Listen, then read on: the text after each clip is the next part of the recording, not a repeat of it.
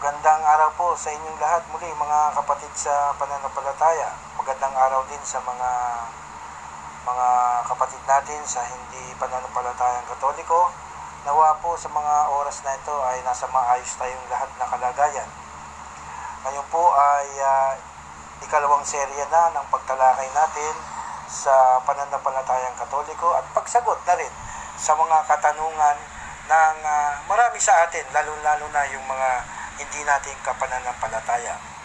Nung nakaraan po, alam po natin, kung kayo po yung nakapanood, yung serye 1 po natin, yung tinalakay po natin doon ang tungkol sa original sin. Nakita natin, doon pa lang sa Genesis 3, ay napatunayan natin na ang kasalanang mana o kasalanang nagawa ni Eva at Adan ay mamanahin o minana ng lahat ng tao. Dahil nung sila'y sumuway sa Diyos, simula noon ay naging likas na sa kanila ang kasalanan. Naging likas na rin sa kanila ang kamatayan dahil yun ang parusa, at naging likas din sa kanila ang pagbabalik ng katawang lupa kapag namatay ay babalik sa alabok. Yung pong mga pagkakasunod-sunod na yun ay isang katibayan na dala-dala lahat ng tao simula sa panahon kay Eva at Adan at maging sa panahon natin ngayon, at maging yung mga taong isisilang pa ang mga sanggol. So doon ay napatunayan din natin mga kapatid sa paggamit natin ng mga talata sa Bagong Tipan na talagang ang kasalanan ay nasa lahat ng tao. Kaya kung hindi niya po ninyo napapanood, panoorin niyo sapagkat meron po tayong mga argumento doon na siguro ay ngayon niyo pa lang narinig. Kaya ngayon po ay dadako na tayo sa ikalawang bahagi ng ating pagtalakay. Ang ating pong tatalakayin ay ang tungkol sa bautismo. Pero hindi po mismo yung bautismo ng sanggol ang ating tatalakayin, kundi yung mismong kahulugan lamang ng salitang bautismo.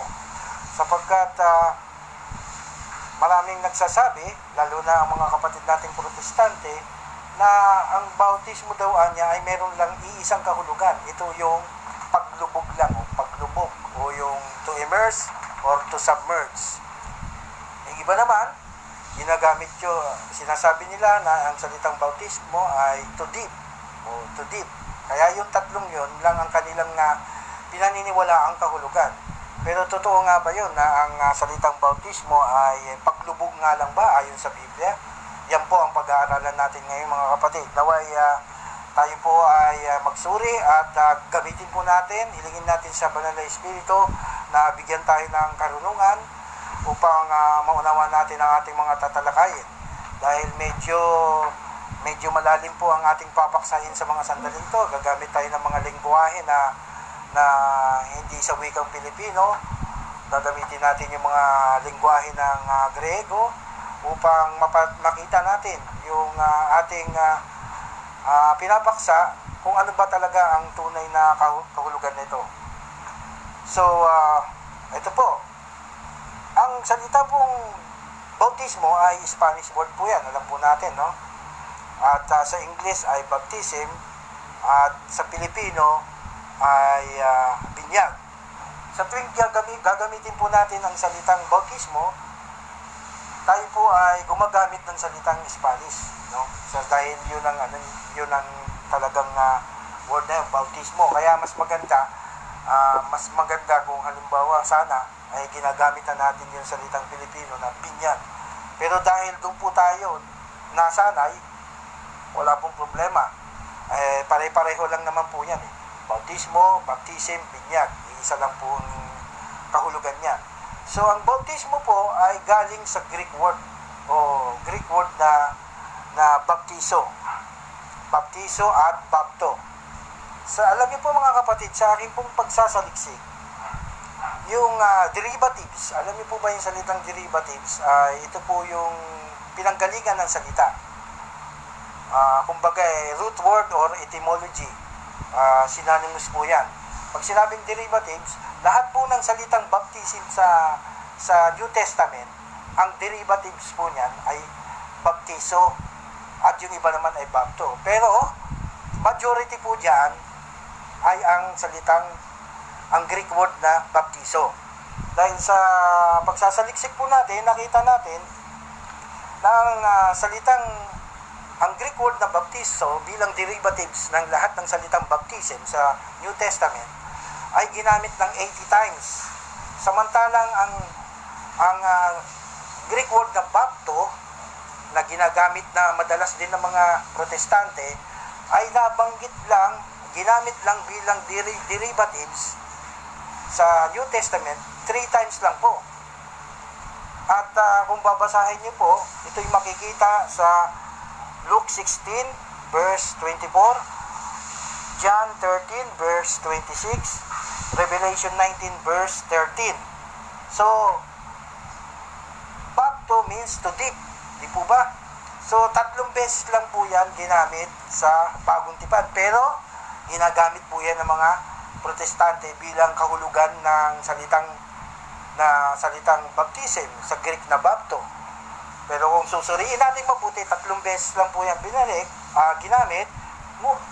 at makikita natin ginamit pa yan na walang kinalaman sa tubig. Halimbawa na lang yung Luke chapter 16 verse 24, and I quote, ganito po yung nakalagay, "Send Lazarus that he may dip the tip of his finger." That he may dip the tip of his finger. So, yung bapto to dip, walang kinalaman sa tubig di po ba? Pero ginagamit po yun ng mga kapatid nating protestante. At ang isa pang pinakamadalas na ginagamit nila, yung salitang baptizo, pero ginawa po nilang single meaning lang. Ano po yun? Ang meaning po na ginagamit lang nila sa Greek word na baptizo ay to immerse or to submerge. To immerse or to submerge, o paglulubog lamang ang ginamit nila.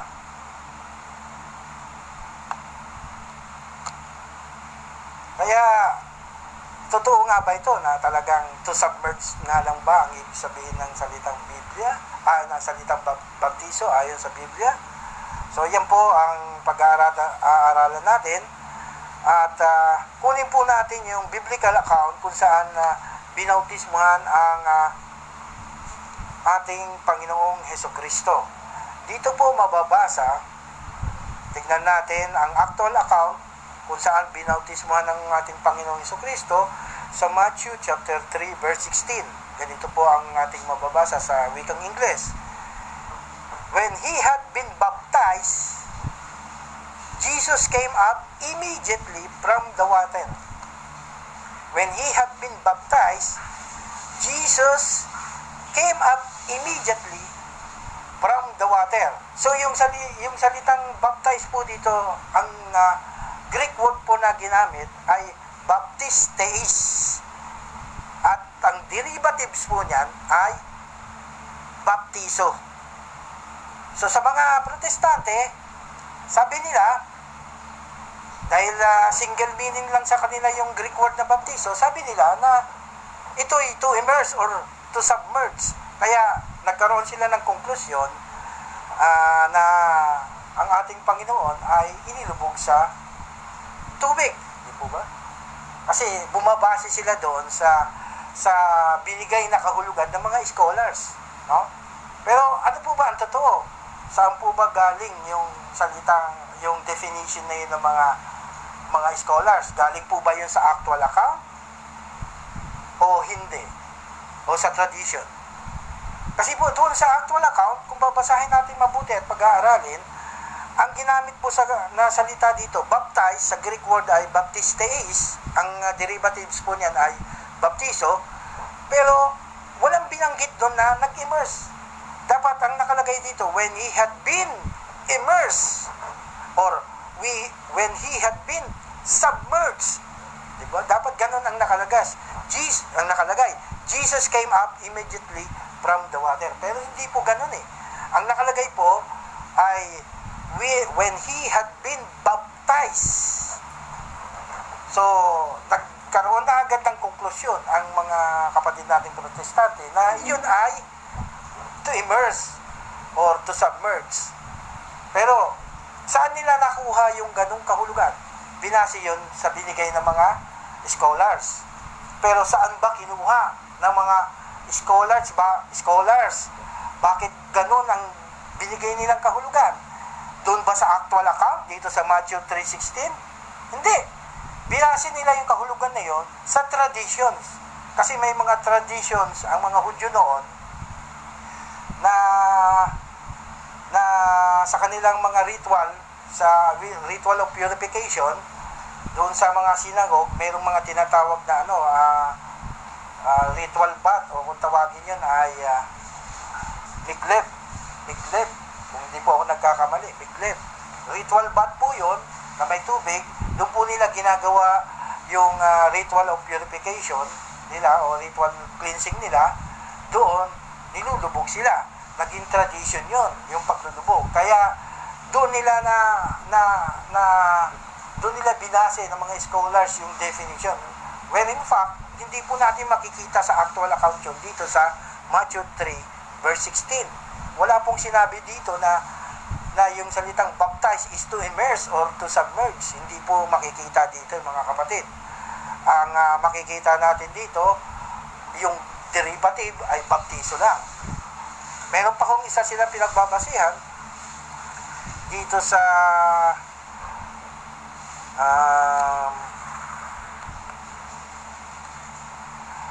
Acts chapter 8 verses 38 to 39. Ganito po. So he commanded the chariot to stand still, and both Philip and the eunuchs went down in the water, and he baptized him, and they came up out of the water. So dito naman po, makikita natin yung isang babaeng bating, no? Nung binautismuhan niya ni Philip doon sa isang maraming tubig, ang sabi doon, they went down in the water and he baptized. Ang Greek word po na ginamit ay ibaptisen, at ang derivatives po nito ay baptizo rin. Pero dito, hindi rin po pinakita sa actual account yung salitang to immerse or to submerge. Kaya hindi mo masasabing inilubog yung babaeng bating. Hindi natin masasabing inilubog sa tagpong ito. Kasi basta ang nakalagay lang dito ay baptize, at ang Greek word na ginamit ay ibaptisen, na ang derivatives naman ay baptizo rin, na ayon sa mga protestante, ang kahulugan ay iisa lang. Baptizo means to dip or to immerse or to submerge. Pero sa actual account, hindi po natin nakita na ginamit yun. Ngayon, saan na naman ginamit ng mga scholars yung kahulugan dito ng salitang bakit nila binigyan ng kahulugan na ang baptizo na to immerse or to submerge? Saan nila nakakuha yung meaning nun? Doon na naman po sa traditions ng mga Hudyo. Dahil nga, ang tradition po sa kanilang ritual cleansing ay nilulubog po sa tubig. Kaya nasabi ng mga scholars na one of the meaning ng baptism or baptizo is to immerse or to submerge. Pero sa actual account, wala po yung to immerse at saka to submerge. Kaya hindi po pwedeng sabihin o tumalon sa konklusyon na inilubog yung babaeng bating dito ni Apostle Philip. Kasi una-una, titignan nyo na lang yung context niya sa verse 39. And they were come up of the water. So, ibig sabihin pala, dalawa sila yung lumubog. O kung paglubog to, bakit dalawa sila lumubog? Di ba? Kung paglubog, bakit dalawa sila lumubog? At dalawa rin sila ang umahon. Paano mababautismuhan yung babaeng bating o lalaking bating man yun kung pareho silang lumubog? Di ba? So, ang tendency dito, maaaring ang ginamit dito ay hindi paglubog. Kaya yan po ang aaralin natin sa susunod. Okay. Okay, let's proceed naman doon sa other meaning of the Greek word baptizo. Yung isa pang sinasabi na meaning ng baptizo na hindi ginagamit ng mga kapatid nating mga protestante ay yung paghuhugas o to wash, washing. Meron po yan. Ayan, ang kaibahan nito, yung susunod na evidence na ipapakita po natin, yung to dip at to immerse at saka to submerge, walang biblical account, no? Walang biblical evidence na yun ang ginamit na salita. Pero dito, merong baptizo na to wash or washing, sa Tagalog paghuhugas, ginamit sa actual account na may kinalaman din sa tubig. Basahin po natin ang Mark chapter 7 verse 4. Ganito po yung mababasa natin sa wikang English na naman. When they come from the marketplace, they do not eat unless they wash. So they do not eat until they wash. So yung ginamit pong salita dito ay wash. Kung titignan po natin sa Greek Bible, yung Greek interlinear nito, ang ginamit na Greek word dito ay baptisontai. Baptisontai. At ang derivatives nito ay baptizo na naman. So dito natin makikita na may iba-ibang kahulugan yung salitang baptizo, yung derivative na baptizo sa Bible. Merong to immerse, to submerge, na galing ang definition sa based on the tradition of the Jews, at meron namang to wash, na makikita yung actual account niya na ginamit mismo yung salitang baptisontai o yung derivative nito na baptizo na to wash, na makikita mismo sa Mark chapter 7. Actual account po ito, yung una sa Matthew chapter 3, wala po doon yung to immerse at saka to submerge. To immerse or to submerge. Wala po doon sa Matthew 3 verse 16. Pero dito nakita natin sa Mark 7, ginamit yung salitang to wash na nandito mismo sa actual account, no? Kasi ang tradisyon po kasi ng mga ang kaugalian po kasi ng mga Hudyo kapag naghuhugas, to wash, no? Ng kamay bago kumain, yan po ay binubuhusan, no? Kaya ito po ay paghuhugas sa paraang pagbubuhos ng tubig. Hindi po nila kinakawak yung kanilang kamay, hindi nila nilulubog. So, yan po ay kumukuha sila ng batya at may tubig, walang tubig yon, tapos bubuhusan ng kanilang kamay na nakasahod yung ng tubig yung kanilang kamay na nakasahod yung batya. So ganun po, hindi po nilulubog bawat isang kamay. Para sa mga Hudyo po, marumi po para sa kanila yon. Kaya ito po ay paghuhugas sa paraang pagbubuhos. So tignan po natin yung parallelism dito, no? Parallel po yan. Paghuhugas sa paraang pagbubuhos. Yan pong etong naganap nito sa Matthew 7 verse 4, yan po yung parallel verse niyan na magaganap sa bautismo sa paraang paghuhugas, bautismo na paghuhugas o baptizo na paghuhugas, tuwas, sa paraang pagbubuhos. Yan po ang parallel niyan, parallelism niyan. So makikita po natin yan sa chapter 3 ng Tito, verse 5. Ganito po ang nakalagay sa wikang Tagalog, sa Bibliang Protestante, ang Biblia. Ganito po ang mababasa, na hindi dahil sa mga gawa, sa katwiran na ginawa nating sarili, kundi ayon sa kanyang kaawaan, ay kanyang iniligtas tayo sa pamamagitan ng paghuhugas, washing. Ang Greek word po na ginamit dito ay lotrou. Kung titingnan natin yung meaning nun, ang isa makikita natin doon, baptismo o baptism. Lotro means baptism. Sa English, ang ginamit na salita ay paghuhugas or tuwas. Di po ba? So maliwanag po yan. Paghuhugas sa muling kapanganakan at ng pagbabago ng Espiritu Santo. Verse 6, na kaniyang ibinuhos ng sagana sa atin. So yung parallelism na ginagawa ng mga Hudyo, yung na sa parang paghuhugas, baptiso baptiso means tuwas, paghuhugas sa paraang pagbubuhos. Ang parallelism niyan sa bautismo naman ay pwede ding paghuhugas sa paraang pagbubuhos. Kaya nga sabi dito paghuhugas sa muling kapanganakan, ito po yung bautismo. Binyag sa muling kapanganakan. Ginamit po dito yung salitang paghuhugas at pagbubuhos.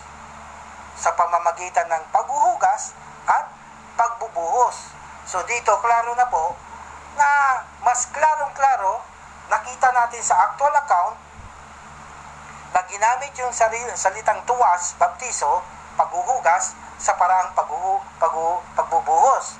At ang parallel naman yan, parallelism yan, ay makikita natin na sa pagbibinyag sa muling kapanganakan ay paghuhugas din sa paraang pagbubuhos.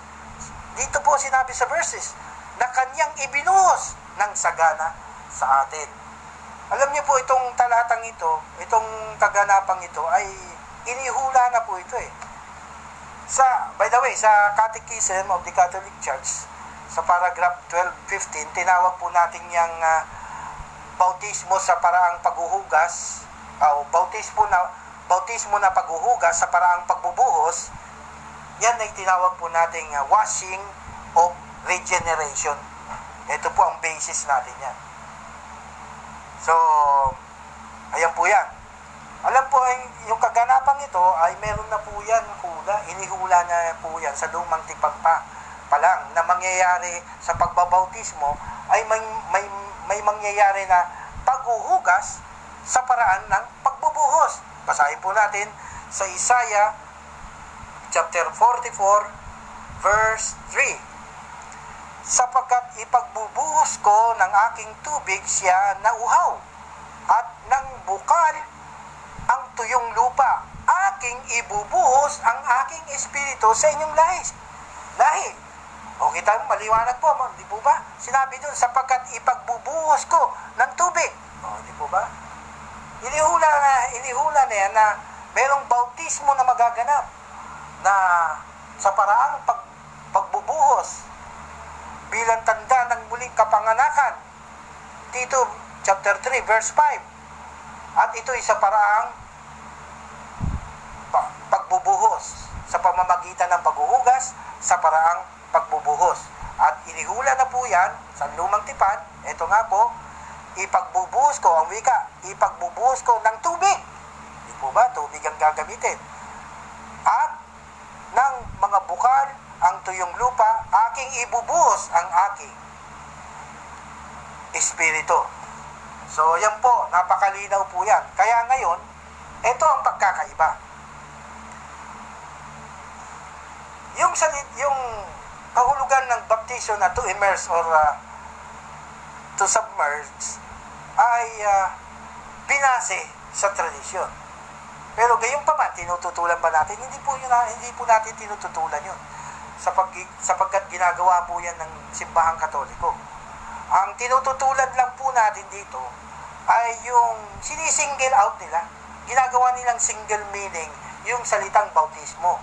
Ayan ay maririnig ninyo sa mga debate na kapag dinefine na nila yung salitang baptism, nakapako yung definition nila doon sa immersion at saka submersion. Doon lang.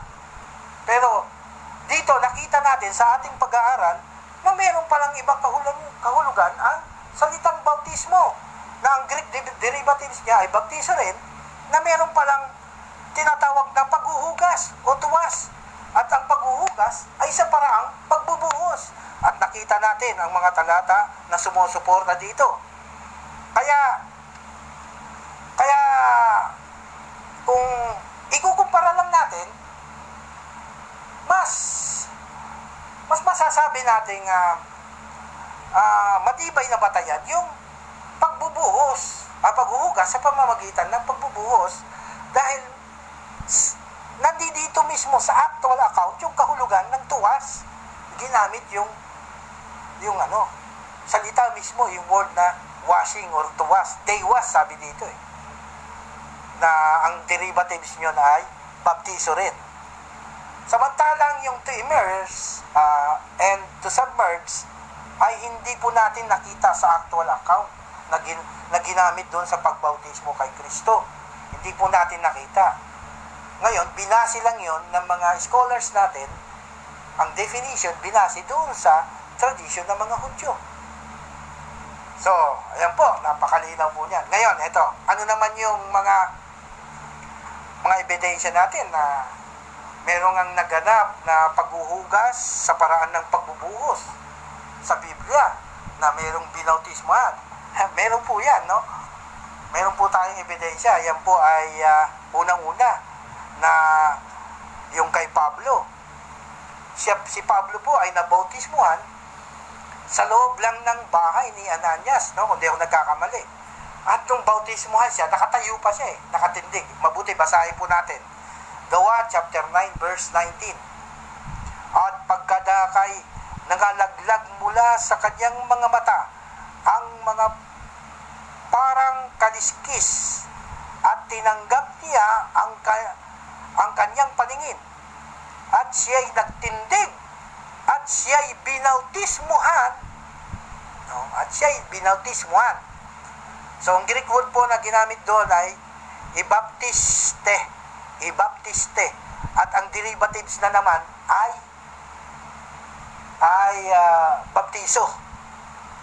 Yung derivative ng ibaptiste ay baptizo. Ngayon, paano natin masasabi na tuwas ang nangyari dito, washing ang nangyari dito, paghuhugas sa paraang ng pagbubuhos, anong ebidensya natin? Titignan natin yung yung situation. Unang-una, nasa loob siya ng bahay. Sa loob ng bahay, walang migleb. Migleb ba yun? Migleb, ganon, basta ganon. Yung tinatawag na ritual bath ng mga Hudyo. Wala namang ganon. Makikita mo lang doon, mga bangang maliliit sa loob ng bahay.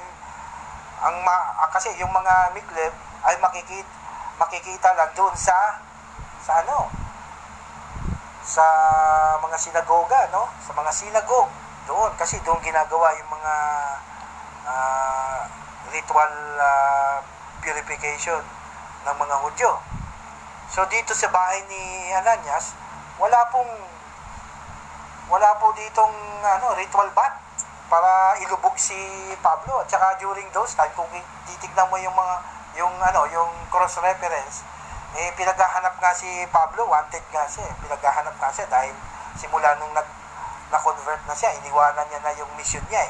So pinaghahanap siya. Kaya nandoon siya, nagtatago sila sa bahay ni Ananias. Doon siya binautismohan ng nakatayo. Paano mo masasabing malulubog yan?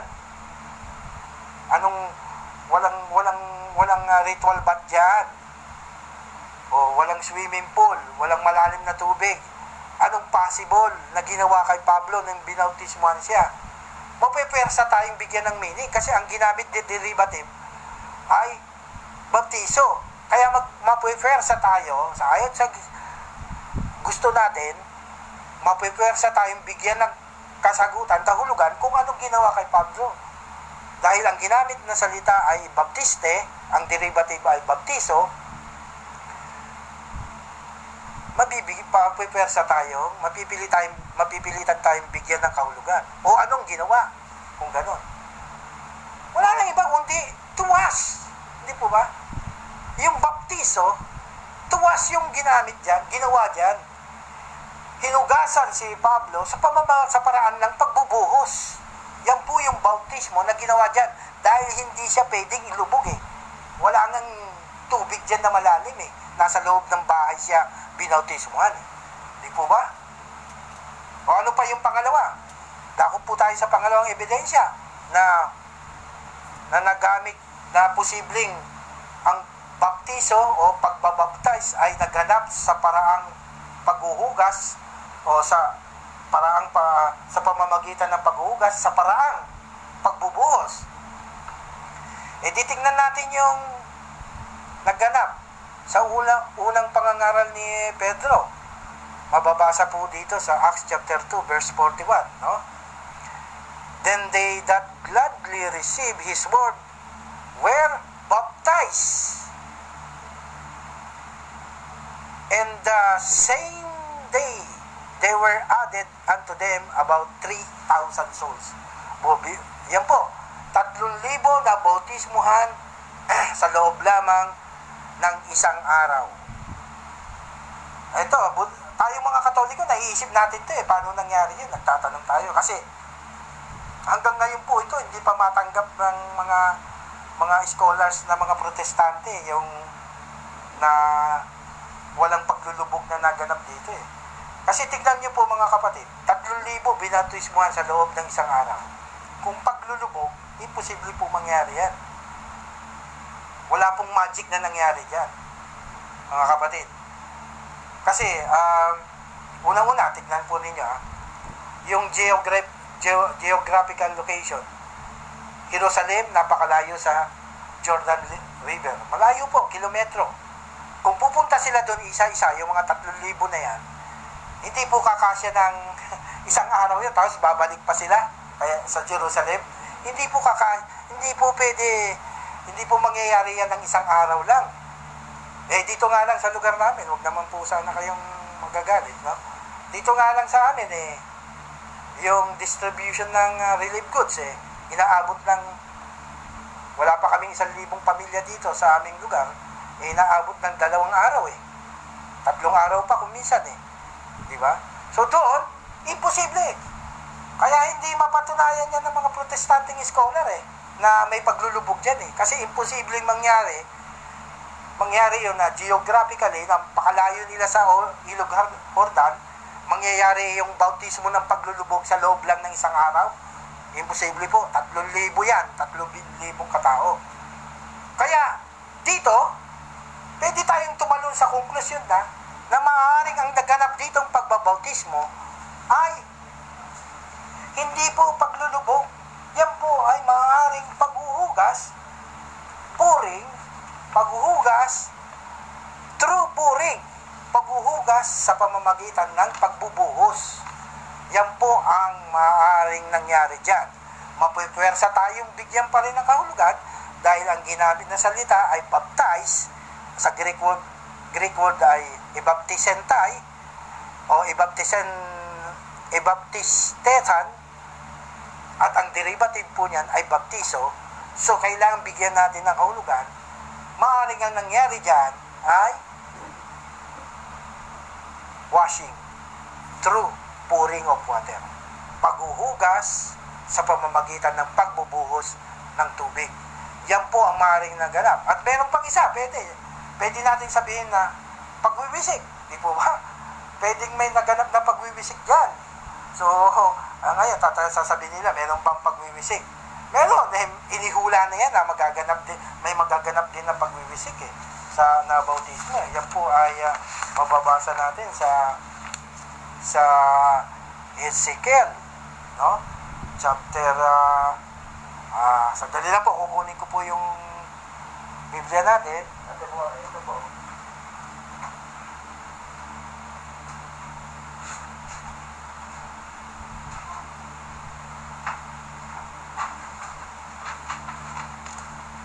Ezekiel chapter 36 verse 25. Ang nakalagay po dyan, at ako'y magwiwisit ng malinis na tubig sa inyo. Hula po yan. Alam niyo po, ang Diyos gumagawa ng paraan yan. Talagang kaya lahat ng pwedeng gawin para ang tao ay mabautismuhan, ina-allowed niya. Kasi may mga lugar talaga na walang tubig. Paano ka makakapagbautismo kung walang tubig? O paano ka makakapagbautismo kung halimbawa yung tao ay merong medical condition. Hindi siya pwedeng mabasa, hindi siya pwedeng ilubog. Oh, di ba? Kaya ang Diyos pumapayag eh. Biblically, yan, nakasulat. Pwedeng wisikan, pwedeng buhusan, lalo na yung mga may medical condition. Paano mo nga naman yung mailulubog yung isang may sakit na bawal sa kanya ang tubig? O kung gusto niya nang maging Kristiyano, paano mo siya mabibinyagan? Kung ang kahulugan mo lang ito, immerse, to submerge. So, ang gagawin mo, pababayaan mo na siya. So, ang mangyayari niyan, nag-discriminate ka na ng tao. Di ba?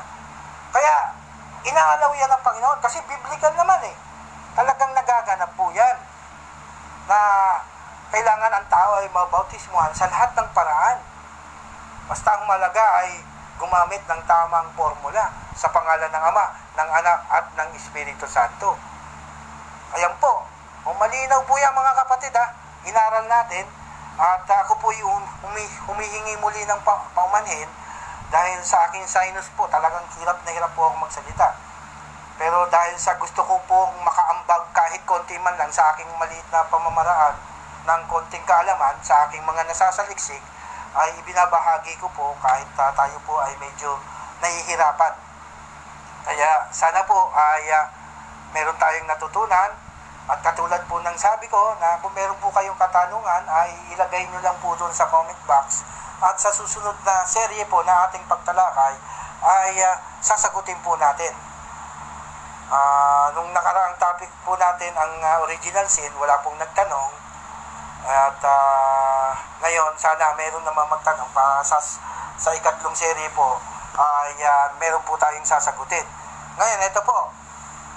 Ito pong unang serye at pangalawang serye ay preparasyon ko lamang sa aking magiging topic sa ikatlong serye. Yung po ang tungkol sa pagbabautismo ng sanggol. Kasi gusto ko pong ibahagi sa inyo yung aking naging preparasyon. Yung aking constructive arguments kung natuloy sana yung debate namin ni Pastor, si Senior Pastor. Kaso hindi po natuloy. 2 beses po tayo niya hindi sinipot. Una, ang venue dito sa aming bahay, hindi po siya sumipot. Pangalawang venue ay sa Quezon City Memorial Circle, hindi rin po natuloy, hindi rin po siya dumating. Meron po ako, doon po ako mag-isa, nag-video po ako, nandoon ako. Pakikita niyo po yan doon sa aking isang page. At ganun po. Kaya naisip ko na yung aking nagawang preparasyon ay i-share ko na lang po sa inyo dahil ang isa pong argumento na makikita ninyo doon ay sa palagay ko bago para sa inyo. Meron tayong papatunayan doon na nasa Kristo. Si Kristo po ay nagbautismo ng sanggol. Yan po ay makikita ninyo sa susunod po na serye. So, yun lang po mga kapatid. Magandang gabi po muli sa inyong lahat o magandang araw sa inyong lahat. At pagpalain nawa tayo ng ating pong may kapal. Sana'y lagi niya tayong gabayan sa ating mga pang-araw-araw na ginagawa sa ating buhay. Maraming salamat po at magandang araw po sa inyong lahat.